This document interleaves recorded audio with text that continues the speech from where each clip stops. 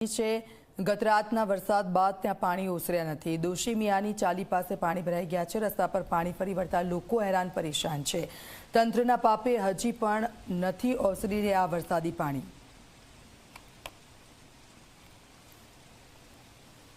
અમદાવાદમાં વરસાદી માહોલ વચ્ચે સોમવારની મોડી રાત્રે અમદાવાદમાં વરસાદ જે ખાબક્યો હતો અને વરસાદ ખાબકવાના કારણે તમે જોઈ શકો છો મોટા ભાગના નીચાણવાળા જે વિસ્તારો હતા અમદાવાદના, જે પૈકીનો અમદુપુરા દોશી મિયાની ચાલી જે છે એ જે આખો રોડ છે, રોડ ઉપર અત્યારે પાણી જે છે હજી સુધી ભરાયેલું છે અને રસ્તો પણ ખરાબ થઈ ચૂક્યો છે।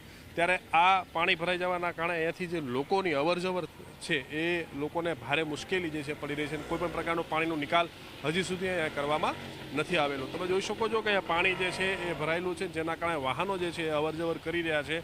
વાહનો અમુક લોકોના બંધ પણ જે છે થઈ રહ્યા છે।